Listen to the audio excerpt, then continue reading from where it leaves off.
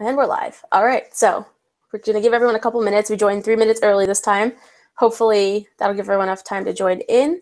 I also have the chat open, so make sure to sign into your Google Hangouts account or your Google, YouTube, whatever account, and you can participate in the chat, but you have to be signed in to do it. So say hi in the chat if you're here, and we'll give everyone a couple minutes until we kick things off.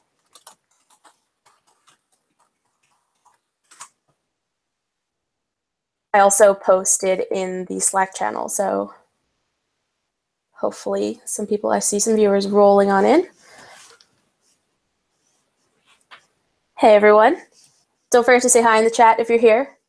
Hey Atik and Nils. Nils, always on time. Love it.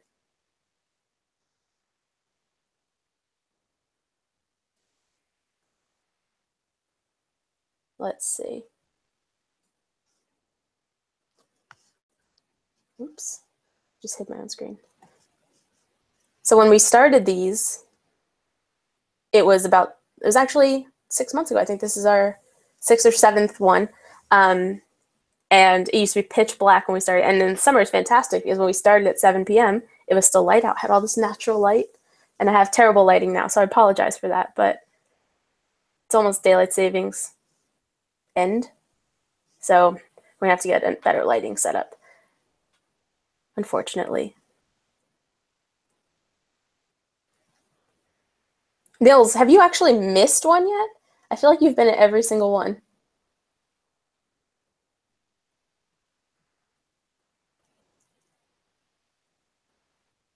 Be really unfortunate if you couldn't actually hear me. Oh, got the email from YouTube. See, that's the tricky part. I don't get why YouTube sends the email out when it's starting. It's pre-scheduled. They should send it out, hey, 10-minute warning, so that people can join and we don't have to have this awkward moment of me just killing 2 minutes while people join, but that's okay. Oh, terrible lighting. Unacceptable, Nils. Unacceptable, missing a few. I at least always know someone's there listening to me. This is true. All right, it is 7 o'clock. So let's do this. People will roll in. Actually, going forward, before we kick off, we're going to start experimenting with time because I know this is the middle of the day on the West Coast. Well, almost the middle of the day. And so it's kind of an awkward time for people to be able to hop into a live stream. So going forward, maybe not next month, but in later months, we're going to experiment with a 7 p.m. time, which is what we've been doing here, and then maybe one around 9 or 9:30 so that it's sort of after work hours on the West Coast too, and maybe that'll let more people join live versus watching the replay, because I know a lot of people have questions that they'd like to ask but then can't do it because they're at work, unfortunately, still. Hey, Kevin. Welcome, welcome. All right, so let's get this thing started. Hello, everyone. I'm Jen Vargas. I run Just Product, and we are a website and community that brings together product managers. So every month we host these Just Product Talks. We bring someone in from the community who shares their experiences, their tips, their knowledge about the product world, and hopefully that makes you a better product manager and all of us better product managers. And then we'll have better products out in the world. Today we have Harbani, who is a PM at Shipped currently. She works on demand-side member experiences or app experiences. We're having a whole conversation about it. It sounds really cool what she does. If you're not familiar with Shipped, it's sort of competitive with Instacart or Postmates, on-demand grocery delivery kind of thing. And she's been there for about a year, but she has tons of experience in sort of member retention and UX and growth and acquisition kind of thing. So she will take over from here, dump all of the things in her brain on us. We'll learn awesome stuff, hopefully. And as always, if you have questions while she's going, please throw them in the chat. And at the end, we'll be sure to do a Q&A and get all of your questions answered. But she won't be watching the chat along the way because she has lots of knowledge to share. So I'll be in the chat. Feel free to say hi, ask questions along the way. And at the end, we'll make sure to get the Q&A in. So thank you so much. And over to you, Harbani. Great. Thank you for that introduction, Jess. I'm really happy to be here. You can all call me Bani or refer to me as Bani. It's just easier for everyone. I don't know if you can see my screen. Can you? Yep, we are all good. You're on your initial slide. Okay, perfect. This is great. Again, very, very, very happy to be. Again, this is just my experiences. I've been a product manager across geographies, across startups, unicorns, etc. And I'm happy to share whatever I've learned on this topic so far. This is sort of my corollary of my experience so far as a product manager and my experience with prioritization. Just to give a brief background and add to what Jess said, I've had, again, a variety of product management roles. I've always been consumer focused, and I've worked on growth and member retention engagement, and a lot of sort of out-of-the-box UX experiences. I was before Shipped and a couple of startup stints in the Silicon Valley. I worked with Flipkart, which is a $13 billion unicorn based out of India. It's sort of the Amazon of India. I was one of their first product managers, so I've seen that trajectory from less than 1 million mobile app users to now it's actually crossed 100 million, but while I was there, to about 20 million downloads. So it's been a great experience and a great ride with Flipkart. I've also worked with Rocket Internet, which is a venture incubator. So I've worked across their portfolio companies when they were setting shop in India. I've had, again, thanks to my role at Rocket and Flipkart and Ship, I've had the opportunity to work across websites when mobile apps didn't exist, and then I've graduated to mobile apps, and that's where my expertise lies today. I worked across B2B, B2C portfolio companies. I worked across developing and developed markets, and all of them have their different challenges as a product manager. So again, adds to sort of the diversity in the background. I am an architect by education. And so I'm very, very sort of picky about my pixels. And I've done a lot of sort of product design, product management roles. And I actually started my career as an investment banker and moved to venture capital.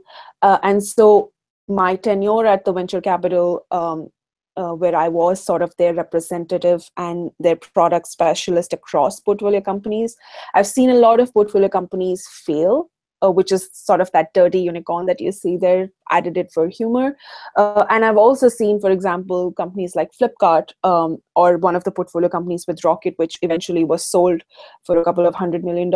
I've seen companies that have actually been acquired or have made it big. And so that sort of helps me, has helped me in my future roles also to sort of have unique insights on what works and what sometimes doesn't work, etc. Outside of work, I run virtual book clubs on product-related books, on leadership and managing up and across, etc.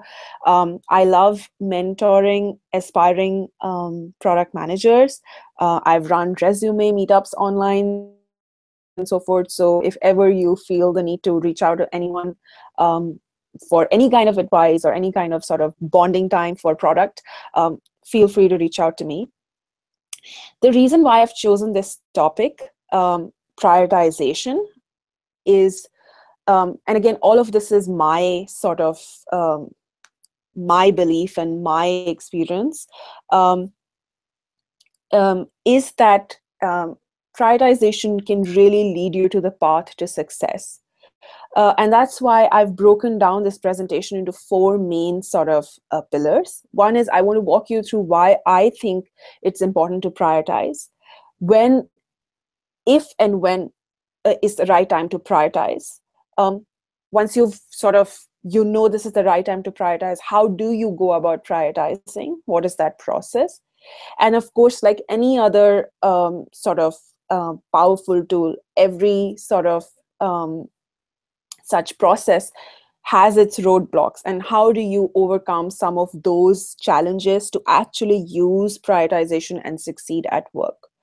The goal for me, or the hope for me would be that by the time we finish this presentation, it's a really short presentation, is that you find yourself more aware on why you must prioritize well, when and how you should do it.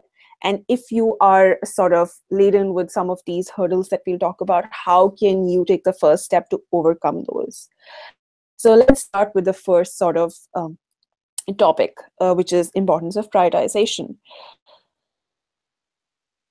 Why did I choose this topic? If you were to go, or if you were to like even survey the most popular topics on product management blogs or Q&A sites or even other online communities, you'll find that this is a really, really controversial or hot topic. And the reason for that is that a majority of product managers find this their biggest challenge at work every day. What should I be working on? What is the most critical thing that will take my company to the next level?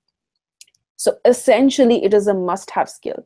And this is field agnostic, industry agnostic, stage of the company agnostic. It is consumer facing, B2B or B2C, whatever kind of, whether you're a platform product manager or a consumer product manager, so on and so forth. This is a must-have skill at every level, at every step of the way.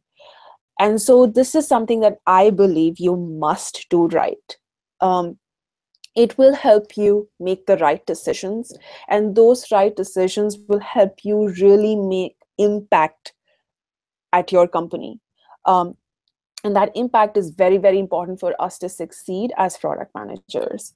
And just to sort of qualify that statement about impact, Ken Norton, who's a really, really sort of a popular product guru that at least I look up to, he said that try to go for something that helps you make the 10x jump versus the 10% jump. And that is what I qualify as right impact. Go for the kill versus something that's incremental. And prioritization is that necessary skill which will help you sift out the 10% impact things from the 10x impact things. Again, I was reading somewhere and somebody articulated this core belief of mine in a very beautiful way. So I wanted to share that as well. All of us, I'm sure, measure ourselves from the KPIs that our product is measured on. So, you know, how many add to carts did we get, for example, or how did our funnels convert?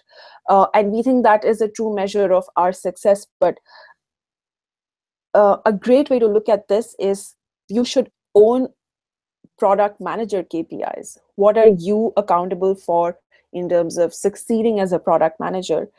And of course, the first step of that, or the foundation for that, is how is your product doing? But it's also how you move above layers of abstraction to build that vision which ties that product or those suite of products together. And are you then keeping your teams aligned on vision? The vision that you've created, or the strategy you've created for your company or your product. And even within that vision, which would encompass so many different things, are you making everybody work on the most important thing? And that all boils down to the fact that prioritization is not just key to the success or failure of your product, but it is also very, very critical to your success as a product manager, because that is how you should also measure yourself, not just the KPIs, but the vision, keeping everybody aligned on the vision, which means continuous back and forth on what's the most important thing that everybody should be working on. And with that context and that belief that prioritization is very important for the success of your product and for you as a product manager, let's sort of get into when should you prioritize.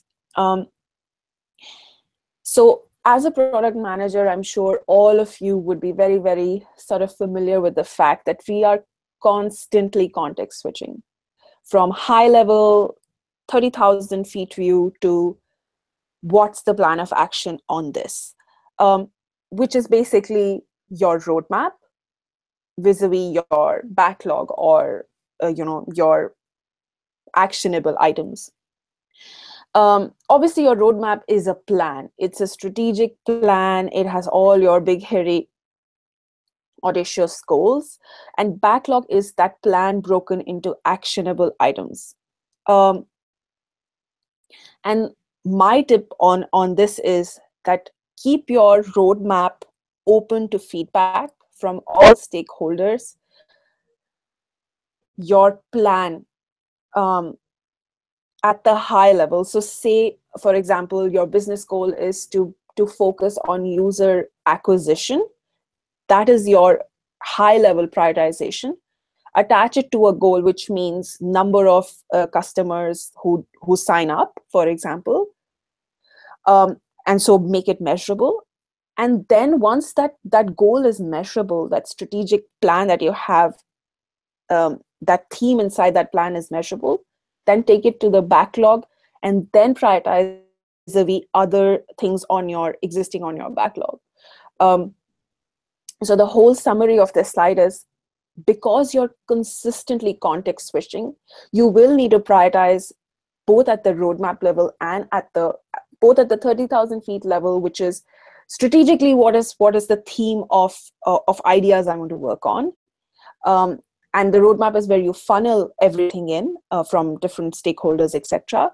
But when you move it to the backlog is when the actual challenges of prioritization begin, because there will always be other contenders in that backlog or in that list of actionable items. How do you prioritize? What is the actual process of prioritization? Again, I've sort of tried to pick and choose different frameworks that I've used or I've seen as powerful frameworks, and I've sourced it from a very good article. I've listed it down here. It's on Folding Burritos. It's a great article which lists 20 top prioritization techniques. Go through it if you ever have the time, but I've tried to summarize it here based on what I've used, and I'll go through some of those. So the first one is opportunity scoring, which basically means, are you underserving or overserving or appropriately serving your audience? And what it basically says, it allows you to, it's a component of something that Anthony Ulrich came up with, which is ODI, which is outcome-driven innovation,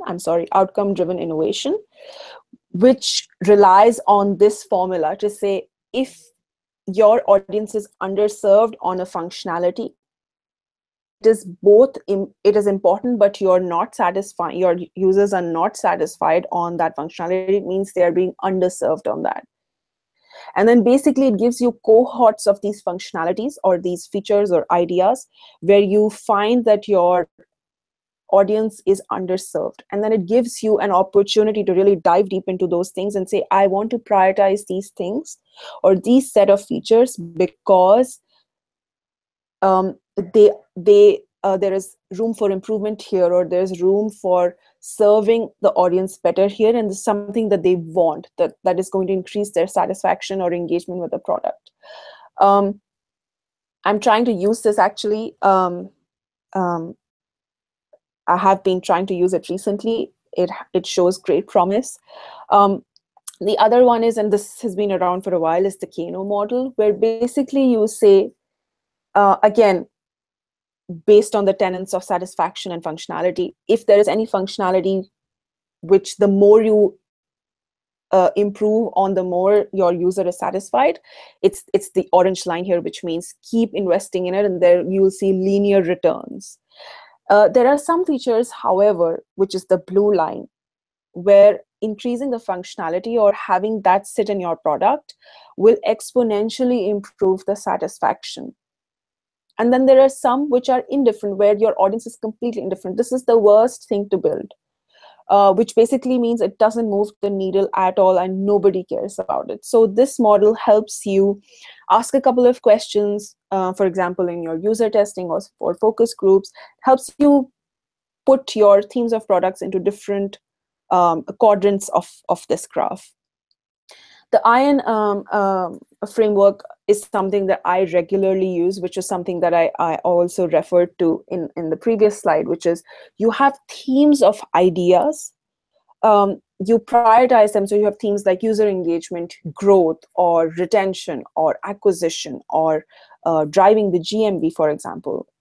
These are all, say, hypothetical examples, but you have themes based on the business goals that your company has. And then you bucket ideas under those themes. So there's a high level theme, and then you have ideas under those themes. And then when you pick the theme that you want to work on, you then start basically scoring based on certain prioritization criteria. You start scoring within that theme. So you have 10 ideas, you start giving them different scores for different criteria, and that's how you start ranking them. By a feature, this is something that I use for user testing. I have used for user testing, which is if you had limited number of currency, where would you say between, if you're testing two features, you want to prioritize one use case versus the other or the third, you basically user test and see if you had limited currency, or if you have limited tech bandwidth, or you have limited marketing resources, or any kind of a sort of limitation where you can sort of use currency to define that limitation. You split your currency to say, where will I put my money? Where will the user put his money? And you can also use this to user test, where I've given, for example, users limited number of dots and said, if you could give only this amount of currency between these three things, where would you put the most? Like, how would you split it? Gives you a very good insight into willingness to pay. And like it's commonly said, people should be willing to pay for a product if they really believe in it. Not that they have to, but if they were to, that's when you will really find out whether people will invest time and energy into using a product or not. Moscow is basically, again, segregation of must have, should have, could have, and won't have. So basically it splits your ideas or your list into sorry, did you lose me? We're still good. Sorry. Okay. Sorry about that. So basically it helps you split your ideas or your the items that you want to prioritize into these four quadrants. So a difference between a must have and a should have is basically must have and nice to have. So for example, you're building your search feature. Something which is a must have is that it should return relevant results. So when you type chicken, it should not return, say, eggs. And that is a must have sort of a requirement when you're trying to build a good search experience inside your app. A should have could be that it should match Google's speed of returning results, for example. And again, the fourth one is feature buckets. So again, you basically thematically break down things into say user engagement and user acquisition, for example, or growth. And then you say, I have these three feature buckets. What is the most aligned to the business goal, or what is the most aligned to what we want to do as a company or as a product team today?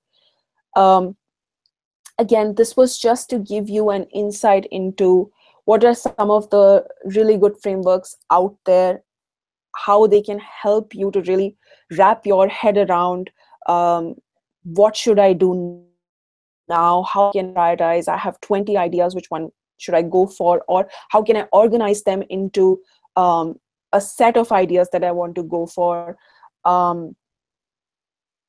Again, don't feel tied down to one tool. Keep oscillating between what works for you. Try all of them or none of them. But keep in mind that prioritization, whatever means you use, is really, really important when you have tons of ideas and little time to do them. This was just a sort of an example, I wanted to walk everyone through where prioritization really helped me. And this was way back in Flipkart, where we were launching a new feature which allowed um, us to build a communication interface or communication layer. Think of it as a messaging layer within the e-commerce app. And we were trying to prioritize one use case, which was allowing one Flipkart user to talk to another Flipkart user using that feature, versus say for example, I could speak with my mother using that messaging interface because we were both Flipkart users, vis-a-vis the other use case, which was I as a user can speak to a seller on Flipkart. So if I'm trying to buy a $5,000 equipment, I can actually talk to the seller to say, what is the warranty on this? How can I get this installed? So on and so forth. And so both of them had their pros and cons, and both of them seemed really, really powerful use cases. So which one should we pick for? Because obviously this was a big engineering effort, required a big team and a lot of my time. And so basically the approach that I took was I tried to understand what is it that matters to the company at that stage. And we were at a stage where we had close to, I think, I may be mistaken, but close to like 10 or 15 million downloads on our app. This was a mobile app only initiative. So we had almost amassed most of the Indian e-commerce market, or our sort of addressable market in that respect, or we were very close to it. So acquisition was not our goal. We did not want this feature to acquire a new demographic. What we wanted was we wanted to engage very highly with those 15 million people. So user engagement was the goal of this feature. The next was, and again, this is how how every product manager also try to do it, is if you have these criteria in place, what matters to the company, it's very important for you to assess based on certain criteria, which again come from from how the company is run, what is the vision of the company, how it's structured, etc. So for example, what is the potential impact that you think one use case would have versus the other? What is the scale of that impact, for example? So a user to seller will be maybe restricted to certain categories. I will never speak to a seller when I'm buying a $1 thing, which was basically, say, 50% of the product catalog. But a user to user, in terms of impact of scale, could be anyone talking to anybody, which means the minute I start a conversation, I'm automatically engaging one or two or three more conversation. So the scale of impact was much higher in the user to user scenario. In terms of dollars, in terms of data that we would collect, in terms of the bandwidth that we will use, what is the tech cost to this? User to services were being supported in some of our competitors' apps, but the user to user, which was me talking to my mother, was something that we would have been first to market. So there are tons of criteria that you can assess that would be relevant to your organization and your product, and you line item those criteria and very in a very unbiased way try to prioritize one idea versus the other. So I did that. I worked with teams to get those inputs. So for example, something like tech cost, or does burn matter to us, or what kind of investment are we looking at? For example, for user to user, we could have sort of acquired another company, say for example, or from user to seller, we did not have to, or the other way around. I mean, the picture I'm trying to paint is, if you have missing inputs, work with teams to get those inputs if you think this is really, that criteria is really important.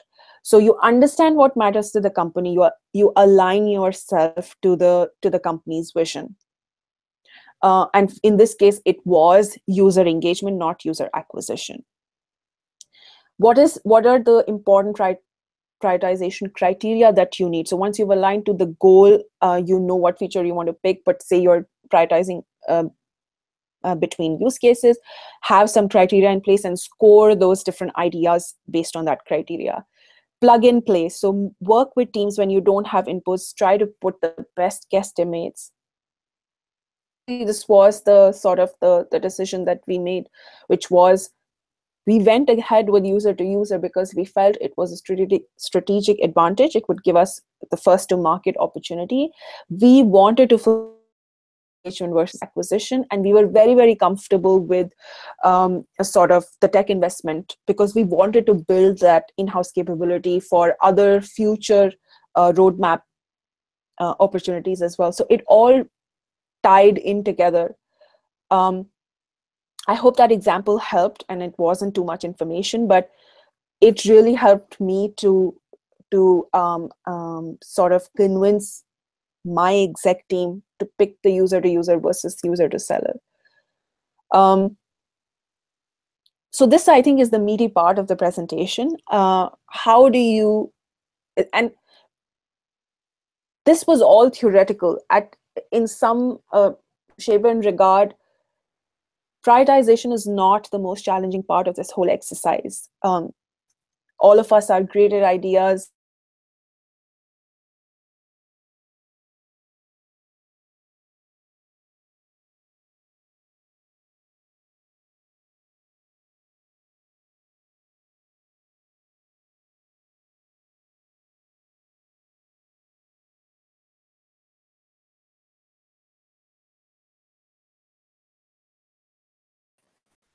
Oh, we definitely lost her. Hang tight, everyone. Oh, still Yes. there? Okay, we lost your slides. Sorry, can you hear me? Yep, now you're back now. Okay, perfect. And so I was saying, you disappeared somewhere in there, but your slides are gone now. So I don't know if you have to share your screen again. Okay, let me do that.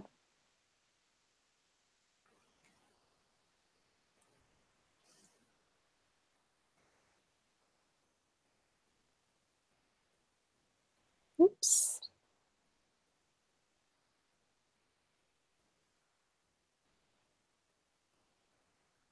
Is it back on? Not yet.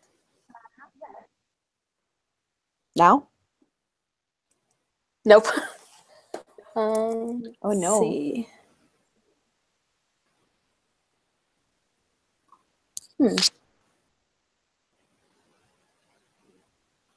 I hate to suggest this, but maybe log out or close the window and rejoin.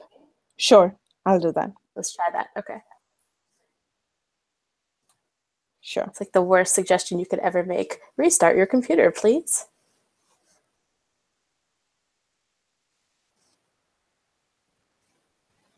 We will be back in a flash, hopefully.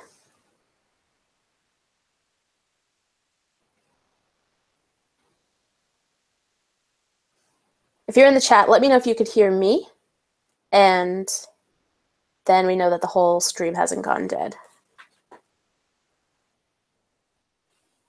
Okay, I see you now, so I think the screen share will work. Okay. There it is. We're back. You can see it? Your full screen? We're on key challenges of implementation. We lost you somewhere around this is the meat. The hard part is getting into there. Sure. So what I was saying was that this, I believe, is the meaty part of the presentation. So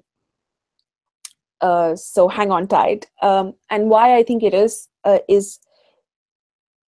this process of prioritization is not the challenging part of this whole process, like the actual part where you have tons of ideas and you want to decide which is the top which are the top 3 you want to work on. That's still something that you can sort of wrap your head around with experience or with time and doing it again and again.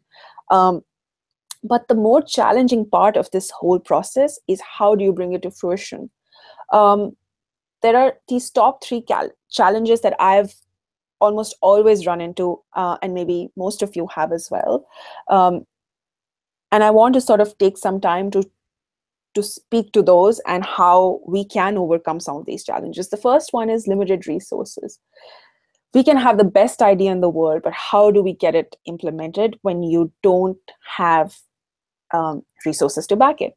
And one prime reason for this is, of course, that there are tons of things that the organization needs to get done. But the other sort of important aspect is just that our roles, the nature of our roles is that we utilize shared resources. Product teams are lean. You will never see like a 60-member product team unless it's like a huge giant. But you'll always see like lean product teams. We don't manage design teams under us. We don't manage engineering teams under. These are different functions, and we basically collaborate with these teams. So a hard part of our roles, an inherent part of our roles, is that we utilize shared resources, and to top it, these resources are almost always limited. And that's a big challenge when you're trying to get your next big dollar, billion-dollar idea out of the gate, right? And the second is you have so many stakeholders. You have customers, you want to be their advocate. You have executives because you have leaders you report to. You have other fellow product managers. For example, you are the user engagement lead. Say, for example, as I was a horizontal product manager. And I looked at my charter was user engagement across iOS and Android. But there were product managers who were responsible for Android, and there were product managers who were responsible for iOS. So they are also stakeholders when you're trying to push something out of the gate. There are tons of stakeholders who are your clients and who you sort of need your product to work for. And then the third is, as if this was not enough, sometimes when you're trying to push for that big idea, there is absence of data. That data is absent maybe because you weren't tracking it properly, or because you didn't institute like the best practices, or maybe you tracking that data or making it statistically significant is going to take 3 months, or just because you don't have tools to track that data, or because it hasn't been done before. But all of these, like these 3 things, are things that sort of, they are the last piece of the puzzle when you're trying to get your top thing implemented.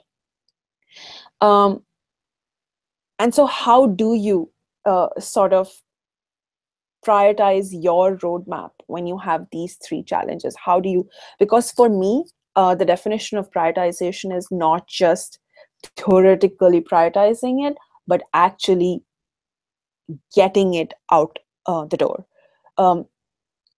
And so I say there is hope, because tons of product managers have still managed to do it. They've still managed to come up with ideas which have never been done before, with limited resources and multiple stakeholders to cater to.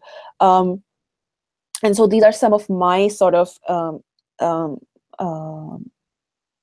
thoughts on how we can do this. The first is, if you have limited resources, be smart and phase your work out. Don't try to perfect things, and don't try to make a monolithic feature out. Break it down. And that is exactly what Agile is. At the heart of Agile, there are 2 basic principles. One, break down your deliverable into smaller tasks.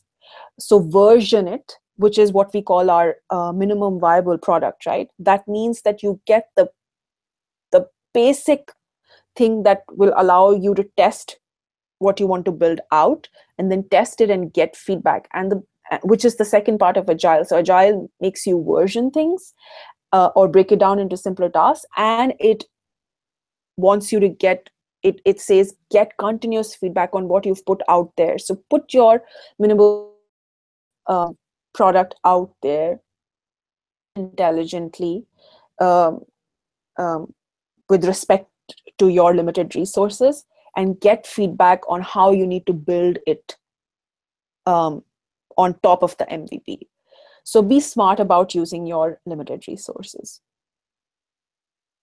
Stakeholders. As a product manager, you will have tons of people who will walk up to you and say, why aren't we building this versus that? And you will not always get the opportunity to walk them through the criteria that you've used, the scoring that you've done, the themes that you've made, the framework that you've used, right? At the heart of this, the premise should be, what is the bang for the buck? And how and why you have cut out the noise around all of the other ideas. And so one good way to go about this that has worked for me is, what is your company goal? And that company goal helps you align all these different functions, all these different people, and all these different personalities. Because when you say that our company goal is to hit XYZ or to be XYZ, this is the thing that's going to give us bang for the buck. Everything is noise. It's good to have, it's nice to have. Absence of data. The thing that I have done in the past, I wouldn't say it's always worked, but it does work when it does work. And that's, own your idea. If you think out of the 10 things that you have on your roadmap, there is one thing which doesn't have data, which is just your gut instinct, and own it. Stick your neck out, own it, but be intelligent about it. So call out the risks. Be very, very prudent about having a plan B, about calling out assumptions when you're doing sort of, say, building a financial model, etc. And sort of owning the risks to say, these are the top 3 risks if I were to launch this product. Say it will impact, I don't know, perception, it'll impact pricing, it'll impact XYZ. And these are my fallback plans. And that is what will make you a better product manager. Always going with something which has been tried and tested is a good approach in some cases. But Facebooks and Slacks of the world have not been built on just doing something that's been tried and tested, or just been doing that's based on data. People have stuck their necks out and they have tried something and they have built it version by version. So try that strategy, see how it goes for you. And again, every idea that you work on or you make your team work on, make sure that it is impactful. It is the 10x, not the 10%. Just to wrap it all up, I've shared a lot of information, a lot of knowledge. Be very, very good at being an advocate for all your stakeholders, for the company goals, for prioritizing. Make sure as a product manager, you're very, very transparent with your roadmap and your backlog. And don't think your job stops there, because you need to evangelize your roadmap. Prioritization, according to me, is when you get that top idea, that thing that is on top of your list, in the hands of the people who are going to build it and execute on it. That requires you to evangelize.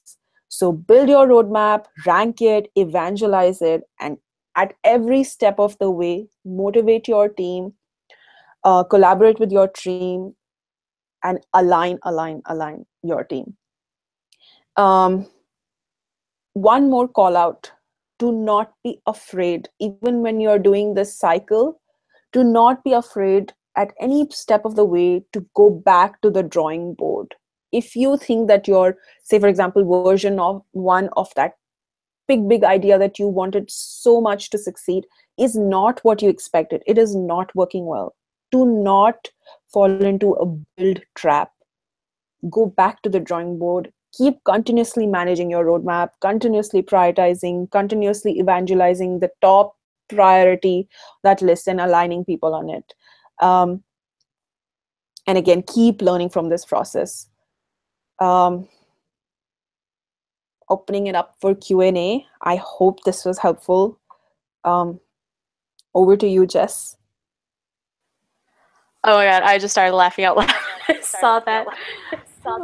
That is an awesome meme graphic to end on. Yeah, thank you so much for that. That was super informative. I've already taken a ton of notes myself. I think the TEDx and not 10% thing is a really great takeaway from the entire presentation. I mean, there are tons of great takeaways, but that's one that I'll definitely be keeping in mind. So Absolutely. if anyone has questions, please feel free to throw them in the chat. I know I have questions, so if you don't beat me to it, I'll start asking my questions. But if you're in the chat, start throwing your questions in there, and I'll pass them over to Bonnie. But meanwhile, so one of the things you mentioned is stakeholder management. I think that's a key part of product management and also prioritization. And I think it all works perfectly until there's dependencies. Yes. So what have you experienced in that, and what's your take on how to best approach it?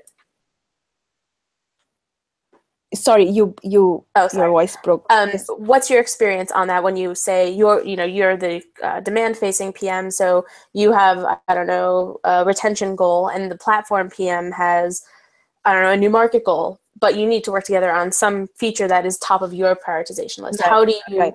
work with your stakeholders and your partners when there's a dependency? Right. I think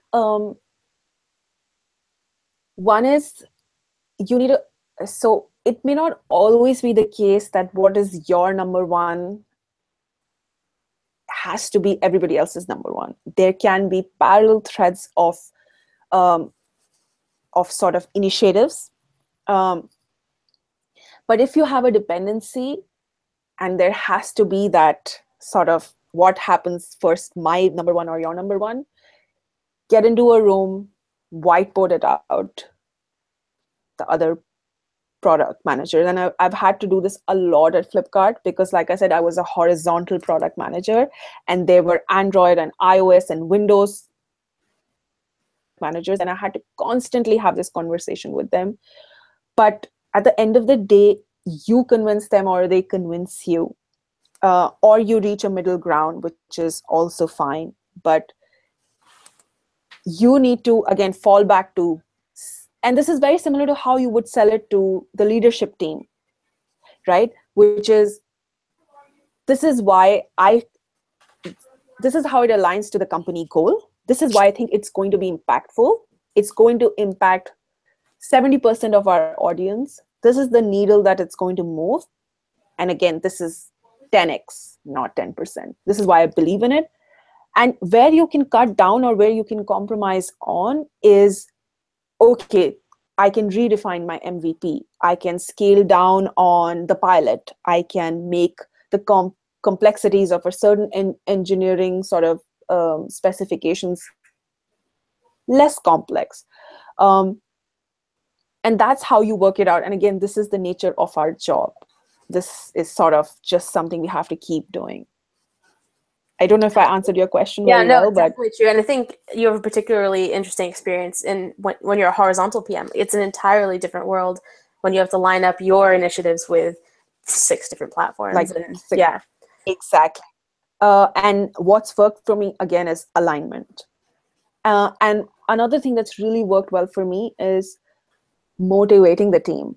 Like when somebody feels like they're a part of that initiative, it really helps them align well and feel like the success of that product means something great's going to happen to like their product as well, or something that they own. And that helped me a lot for some of the things that I did at Flipkart as well. Yeah, that definitely is a key piece, I think. Just it's I think often PM can be seen as, either fire by data, like I am going to data you to death until you agree with me. But I think sometimes it's the soft skills, like let's do this together versus, well, my numbers are going to beat your numbers. Yes. And that's always important to remember. Yes. And now that I think of it, there's one more thing, which is sometimes at the back of those conversations or those arguments or those heated discussions are concerns. And if you can talk to the product manager or whoever that person is, the engineering person, to say at the or to unravel what at the heart of that conversation, what is the concern?